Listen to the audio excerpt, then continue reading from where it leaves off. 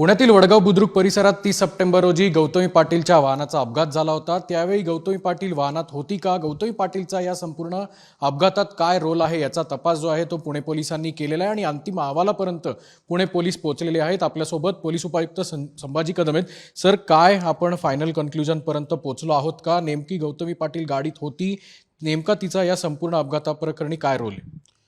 ह्या संपूर्ण अपघाताचा जो तपास आहे तो सिंहगड पोलीस स्टेशन करत आहे। गुन्हा दाखल करेपर्यंत पुढची सर्व कारवाई प्राथमिक तपासामध्ये आतापर्यंत तपासामध्ये असं निष्पन्न होत आहे की गौतमी पाटील त्या ठिकाणी नव्हती किंवा ती त्यांच्या प्रवासासोबत सुद्धा नव्हती। जेव्हा अपघात झाला त्यावेळेसुद्धा ती गौतमी पाटील त्या ठिकाणी हजर नव्हती। जो गुन्हा दाखल झालेला आहे तो ड्रायव्हर आहे उभे, त्याच्यावर तो गुन्हा दाखल केला आणि तोच एकटा त्यावेळेस ज्यावेळेस अपघात झाला त्यावेळेस तो त्या ठिकाणी गाडी चालवत स्वतः होता।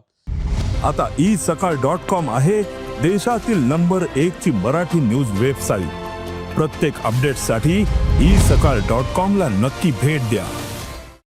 हे सर्व आपल्याला त्या ठिकाणचे सीसीटीव्ही असतील, साक्षीदार असतील किंवा काय टेक्निकल एव्हिडन्स जो आहे त्यानुसार आपण ह्या निष्कर्षापर्यंत पोहोचत आहोत।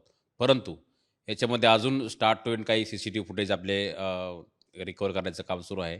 ते झाल्यानंतर जेव्हा तपास पूर्ण होईल त्यावेळेस याच्यामध्ये अंतिम जी गोष्ट आहे किंवा जो तपासाचा निष्कर्ष आहे ते कोर्टाला सादर केला जाईल। सर, आपण आतापर्यंत या मार्गावरील किती सीसीटीव्ही तपासले आहेत आणि या संपूर्ण सीसीटीव्हीमध्ये काय काय गोष्टी आढळून आलेल्या आहेत?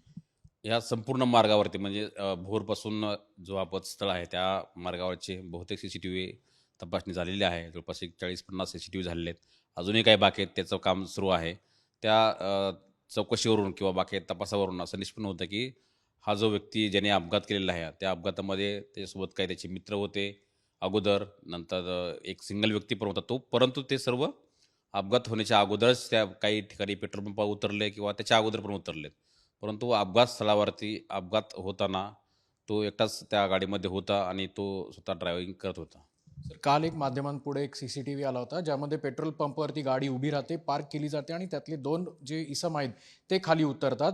या वेळेला पाठीमागच्या साईडनी जो व्यक्ती उतरलेला आहे, पुढच्या बाजूने एक जो व्यक्ती उतरलेला आहे, त्याचा या अपघाताशी काही संबंध आहे का किंवा हे सगळे एकमेकांच्या कुठपर्यंत बरोबर होते?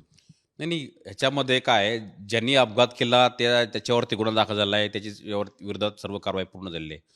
गाडीत सोबत असणं आणि कुठंतरी उतरणं याचा अर्थ असा नाही की त्यांनी त्या अपघाताला तुम्ही जाऊन अपघात करा असं कोणी कधी होत नाही।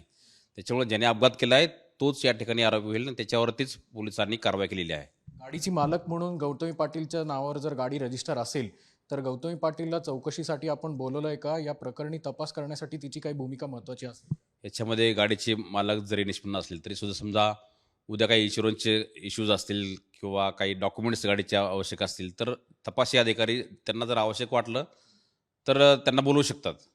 पण जर आवश्यकता नसेल तर बोलवण्याची पण गरज नाही, ते त्यात आरोपी नाहीत। त्याच्यामुळे अपघाताच्या प्रकरणामध्ये हे जेव्हा प्रकरण चालतं ॲक्सिडेंट क्लेम ट्रिब्युनल किंवा कोर्टामध्ये त्यावेळेस जेव्हा गाडीचं ओनर किंवा बाकीचे इन्शुरन्ससाठी जे असतात किंवा थर्ड पार्टी इन्शुरन्स वगैरे ह्या सर्व गोष्टीसाठी त्यावेळेस मालकाची सर्व ते काय आहेत इन्शुरन्स आणि बाकी सर्व गोष्टी त्यावेळेस कोर्टाच्या ट्रायलच्या वेळेससुद्धा मालकाला आणि बाकीचे जे सोबतचे आहेत किंवा ड्रायव्हर वगैरे याच्यावरती पुढची जी कारवाई असतील इन्शुरन्ससाठीची पुढची ती कारवाई चालते नंतर। परंतु तपासामध्ये जो व्यक्ती ज्यांनी अपघात केलेला आहे त्याच्या विरोधात पोलीस कारवाई करत आहे। सर, दुसऱ्या बाजूला शेवटचा प्रश्न, जे फिर्यादी आहेत त्यांच्याकडनं असे आरोप करण्यात आले होते की त्यांना पोलिसांनी जे दाखवलेले सीसीटीव्ही आहेत ते चुकीचे आहेत, थोडा लांबून त्यांना अँगल दिसतोय, असे काहीतरी वेग जे आर्ग्युमेंट्स आहेत त्यांच्याकडून करण्यात आले आहेत? नाही, आता प्रथमदर्शी मी त्यांच्या तक्रारीबद्दल काही म्हणू शकत नाही, परंतु त्यांची काही शंका त्यांना असेल तर ते कधीही पोलिसाकडे येऊ शकतात किंवा त्यांच्या तपासाबद्दल त्यांना काही शंका असतील किंवा त्यांना काही डॉक्युमेंट हवे असतील,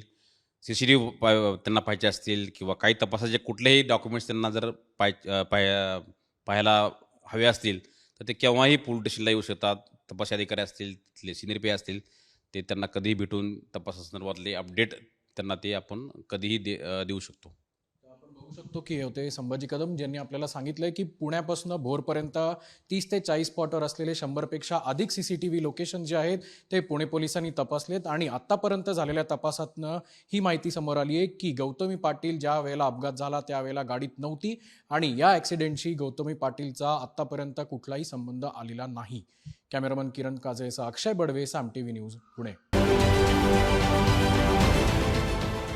देश विदेशातील प्रत्येक घडामोडींचे लाईव्ह अपडेट मिळवण्यासाठी आता साम टीव्हीच्या सर्व सोशल मीडिया प्लॅटफॉर्मला लाईक, फॉलो आणि सबस्क्राईब करा.